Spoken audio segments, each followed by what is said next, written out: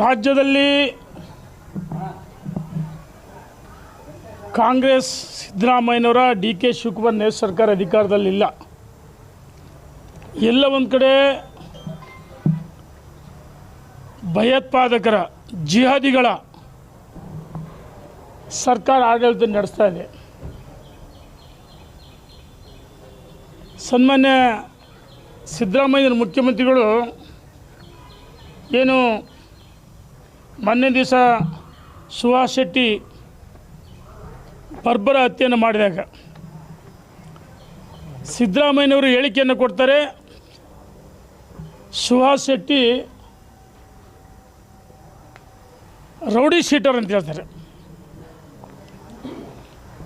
ನಿನ್ನೆ ದಿವಸ ಮಂಗಳೂರಿಗೆ ಗೃಹ ಸಚಿವರ ಭೇಟಿ ಮತ್ತು ದಿನೇಶ್ ಗುಂಡೂರಾವ್ ಅಲ್ಲಿ ಉಸ್ತುವಾರಿ ಸಚಿವರು ಸಭೆಯ ಪೂರ್ವದಲ್ಲಿ ಅಲ್ಪಸಂಖ್ಯಾತ ಭಯೋತ್ಪಾದಕ ಜಿಹಾದಿ ಗುಂಡಾಗಳ ಜೊತೆಗೆ ರಹಸ್ಯ ಸಭೆಯನ್ನು ಮಾಡ್ತಾರೆ. ಅಲ್ಲಿ ಕೆಲವು ಅಲ್ಪಸಂಖ್ಯಾತ ಗುಂಡಾಗಳು ಪರಮೇಶ್ವರ್ ಅವರಿಗೆ ಬೆದರಿಕೆ ಹಾಕ್ತಾರೆ. ಬೆದರಿಕೆ ಹಾಕೋದ್ರ ಜೊತೆಗೆ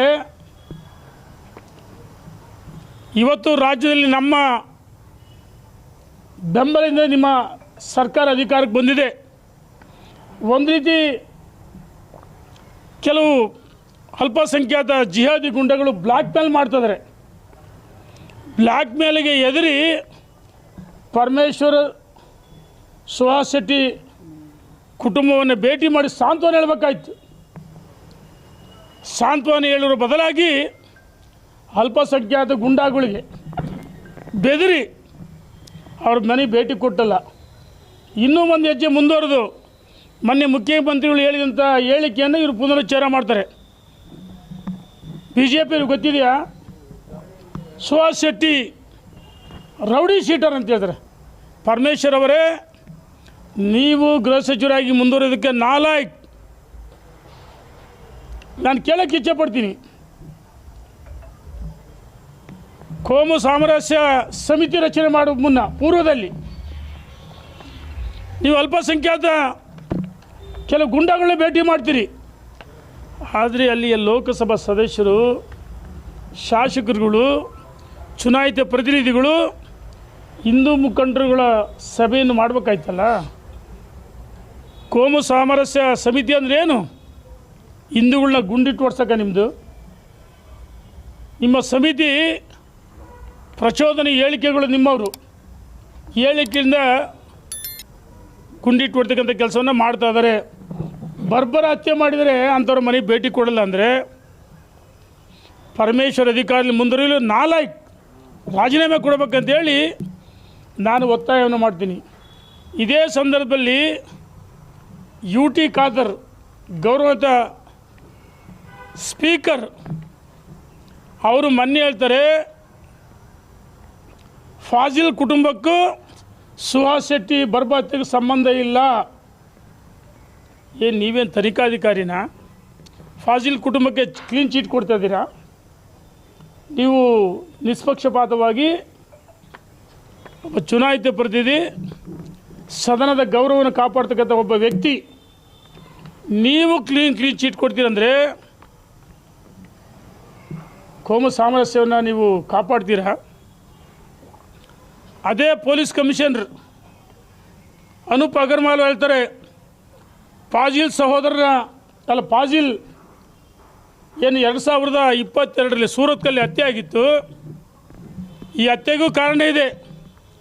ಪ್ರವೀಣ್ ನೆಟ್ಟರ್ ಅಂತ ಒಬ್ಬ ಹಿಂದೂ ದೇಶಭಕ್ತನ ಹತ್ಯೆ ಆದಾಗ ಅದಕ್ಕೆ ಪ್ರತೀಕಾರವಾಗಿ ಫಾಜಿಲ್ ಹತ್ಯೆ ಆಯಿತು. ಅವತ್ತಿಂದ ಮೊನ್ನೆವರೆಗೂ ಸುಹಾಸ್ ಶೆಟ್ಟಿನ ಬರ್ಬರ ಹತ್ಯೆ ಮಾಡ್ಬೇಕಂತೇಳಿ ಸುಪಾರಿ ಕೊಟ್ಟಿದ್ರು. ಈ ಸುಪಾರಿ ಕೊಟ್ಟದ್ದು ಅದೇ ಅನೂಪ ಅಗರ್ವಾಲ್ ಹೇಳ್ತಾರೆ. ಆದಿಲ್ 5 ಲಕ್ಷ ಸುಪಾರಿ ಒಪ್ಪಂದ 3 ಲಕ್ಷ ಅಡ್ವಾನ್ಸ್ ಕೊಡಿದ್ದಾರೆ. ಆದಿಲ್ ಬೆಹರೂಪ್ ಇವರ ತಾನೇ ಸುಪಾರಿ ಕೊಟ್ಟದ್ದು. ಹಂಗಾರೆ ಒಬ್ಬ ಪೊಲೀಸ್ ಕಮಿಷನರು ಅಲ್ಲಿ 8 ಜನ ಬಂಧನ ಮಾಡಿ ಅಲ್ಲಿ ಪೂರ್ಣ ಮಾಹಿತಿಯನ್ನು ಪಡೆದು ಫಾಜಿಲ್ ಸಹೋದರ ಮೊದಲನೇ ಆರೋಪಿ ಸುಪಾರಿ ಕೊಟ್ಟದ್ದು ಇದು ಸುಳ್ಳ? ಯು ಟಿ ಖಾದರ್ ಅವರೇ ಆ ಸ್ಥಾನದ ಗೌರವವನ್ನು ನೀವು ಕಾಪಾಡೋ ಬದಲಾಗಿ ಆ ಸ್ಥಾನದ ಗೌರವವನ್ನು ಕಳೆದಿರಿ. ನೀವು ರಾಜೀನಾಮೆ ಕೊಡಬೇಕಂತೇಳಿ ನೀವು ಆ ಸ್ಥಾನದಲ್ಲಿ ಮುಂದುವರೋಕ್ಕೆ ನಾಲಾಯಕ್ ರಾಜೀನಾಮೆ ಕೊಡಬೇಕಂತೇಳಿ ನಾನು ಯು ಟಿ ಖಾದರ್ಗೆ ಒತ್ತಾಯ ಮಾಡ್ತೀನಿ. ಇದ್ರ ಜೊತೆಗೆ ಯಾವ ಮಹಾನ್ ದೇಶಭಕ್ತ ಜಡ್ ಹೆಸರೇ ಜಡ್ ಜಮೀರ್ ಅಹಮದ್ ಹಲ್ಲು ಕಡ್ದು ರಾಜ್ಯದಲ್ಲಿ ಪ್ರಚೋದನೆ ಭಾಷಣಗಳು ಹೇಳಿಕೆಗಳಿಂದ ಪೊಲೀಸ್ ಠಾಣೆಗೆ ಕಲ್ಲೊಡಿಸಿದ ಮಹಾನ್ ವ್ಯಕ್ತಿ. DJ KJ ಘಟನೆಗೆ ಈ ವ್ಯಕ್ತಿ ಕಾರಣ. ಏನು ಹೇಳ್ತಾರೆ, ಆತ್ಮಹತ್ಯೆ ಬಾಂಬ್ ಕಟ್ಟಿ ನಾನು ಮೋದಿ ಅಮಿತ್ ಶಾ ಒಪ್ಪಿಟ್ರೆ ನಾನು ಪಾಕಿಸ್ತಾನಕ್ಕೆ ಹೋಗಿ ಯುದ್ಧ ಮಾಡ್ತೀನಿ ಅಂತ ಅಲ್ಲಿ ಕಡ್ದು ಹೇಳ್ತಾಯಿಲ್ಲ ಮನುಷ್ಯ. ಜಮೀರ್ ಅಹಮದ್, ನೀನು ಯುದ್ಧ ಮಾಡೋದು ಬೇಡಪ್ಪ. ದೇಶವನ್ನು ಕಾಯ್ತಕ್ಕಂಥ ಯೋಧರದರೆ ನಿಮ್ಮ ಪ್ರಚೋದನೆ ಹೇಳಿಕೆಗಳನ್ನು ಕೈ ಬಿಟ್ಟರೆ ಸಾಕು ಮಹಾನುಭಾವ.